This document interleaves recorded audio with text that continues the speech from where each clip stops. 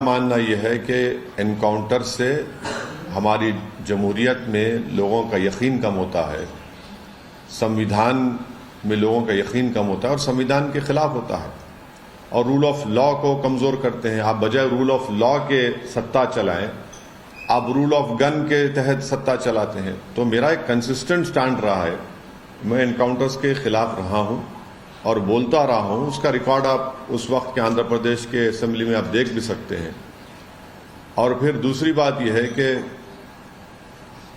मेरे भाई के ऊपर जालिम लोगों ने 2011 या 12 में हमला किया था, उनकी जान लेने की कोशिश की और अकबरुद्दीन ओवैसी के ऊपर करीब 25 या 30 चाकू के वार किए गए थे और उनके जिस्म में कई गोलियां मारी गई थीं।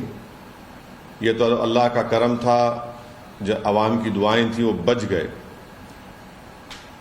और जब वो बच गए, आज भी अकबरुद्दीन ओवैसी की सेहत पहले की सी नहीं है। मैं अपने भाई को तकलीफ में देखता हूं आज भी।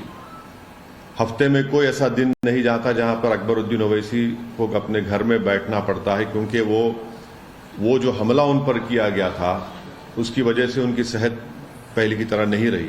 मगर ये उनकी एक बहादुरी है, उनका एक जिद बोलिए कि वो अपना काम करते हैं। तो जब अकबरुद्दीन ओवैसी जिंदगी और मौत की लड़ाई लड़ रहे थे तो उस वक्त भी कई लोगों ने मुझ पर आकर ताने मारे कि आप क्या कर रहे हैं लोगों के खिलाफ, जिन्होंने वो जालिम लोग जो अकबरुद्दीन ओवैसी पर जानलेवा हमला किए थे। मैं आपको बताना चाह रहा हूं कि मैं 1998 में करीब 50 दिन जेल में था। जब आप जेल में रहते हैं तो बहुत से हमा किस्म के लोगों से आपकी मुलाकात होती, तो ऐसे कई लोग भी बोलना शुरू कर दिए। तो मैंने उस वक्त जो कमिश्नर ऑफ पुलिस थे उनको फोन करके बोला कि जो ये एक्यूज को आपकी पूरी सिक्योरिटी बढ़ाइए और इनको कुछ ना हो। और मेरा पूरा यकीन ये था कि इनको कुछ नहीं होना चाहिए, इनको हम कोर्ट से सजा दिलाएंगे। अकबरुद्दीन ओवैसी के अगर आप वो वीडियो देखेंगे, उसमें एक शख्स उनको मारने जा रहा था, उसका वीडियो है और उसको टीम बनाई गई, एक इन्वेस्टिगेटिंग ऑफिसर बनाया गया और वो इन्वेस्टिगेटिंग ऑफिसर की टीम ने उन एक्यूज को सजा दिलवाई। बास को कोर्ट ने छोड़ दिया।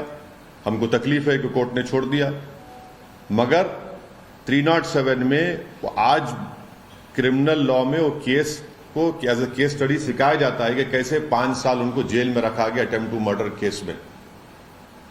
अब यहां पर आप देख लीजिए, यहां पर भी अगर आप बता रहे हैं, मीडिया बता रहा है, गवर्नमेंट से तो कोई नहीं कहा अभी तक, प्रशासन से, कि वो जो एक्यूज की फोटो है उसी की है। मगर फोटो दिखाया जा रहा है कि एक लड़का है गोरा सर का, उसके हाथ में वेपन है। जब आपके पास वीडियो एविडेंस है तो आप उसको सजा दिला सकते थे ना। अब हम आज भी पूछ रहे हैं कि क्या वो उसी लड़के की फोटो है जिसको एनकाउंटर में उसकी मौत हो गई। तो ये मेरा एक कंसिस्टेंट स्टैंड रहा है।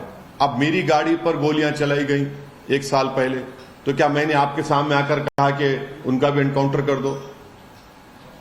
मैंने नहीं कहा इस बात को। मैंने कहा उनके पीछे कौन लोग हैं, उनके पीछे कौन सी आइडियोलॉजी है, उनके पीछे कौन सी सरकार उनको सपोर्ट कर रही है। और जब उन लड़कों को, एक्यूज को, जो गाड़ी पर गोलियां चलाई, उनको बेल मिली, तो मैं सुप्रीम कोर्ट गया और सुप्रीम कोर्ट जाके उनकी बेल कैंसिल करवाया मैं। तो मेरा ये कंसिस्टेंट स्टैंड है। और आज मैं आपको बता रहा हूं कि जो हमारे शम्स साहब ने, मुझे माफ कर दीजिए, क्योंकि किसी एक जर्नलिस्ट का नाम लेना मैं जानता हूं वो ठीक नहीं है, मगर मैं मजबूर हूं कि शम्स ताहिर खान ने, जो जिस टीवी चैनल को काम करते हैं, उन्होंने रिपोर्ट पेश की। उन्होंने FIR नंबर 0076 का हवाला दिया, जिसमें वो बता रहे हैं कि सरकार, पुलिस खुद लिख रही है उस FIR 0076 में कि ये जो एनकाउंटर का साइट है, जहां पर ये कच्चा रास्ता है और वहां पर आपके फैक्ट्री है, पावर फैक्ट्री है, पतीची पावर डैम है, ऐश डैम है, उस रास्ते पे गाड़ी जो है 15 से 20 किलोमीटर की स्पीड से रफ्तार से नहीं चलती, और वहां पर उसको गोली मार दी है। एफआईआर में पुलिस लिखती है कि पीछे से भी पुलिस की टीम आई। शम्स साहब बता रहे हैं कि भाई पीछे तो दीवार है, गाड़ी कैसे आएंगी, गाड़ी कैसे आएंगी। शम्स साहब कह रहे हैं, मैं नहीं कह रहा हूं। वो आदमी को तजुर्बा है इन तमाम क्राइम्स की रिपोर्टिंग का। वो क्वेश्चन उठाए, मैं भी क्वेश्चन उन्हीं की बात को लेकर मैं क्वेश्चन उठा रहा हूं कि गाड़ी पीछे से कैसे आती है। अच्छा, दूसरी बात यह है कि 45 दिन से ये दोनों वांटेड थे। भाई अगर आप देखेंगे ना, क्रिमिनल्स की या जो भी ऐसे हत्या में एक्यूज होते हैं, विकास दुबे का देख लीजिए, उसने अपने पूरे बाल निकाल लिए थे। तंदूर के सुशील शर्मा पूरा क्लीन शेव हो गया था। गाड़ी पे नंबर प्लेट नहीं है और 45 दिन से इनको ढूंढा जा रहा है, क्योंकि उनका वीडियो दिखाया गया।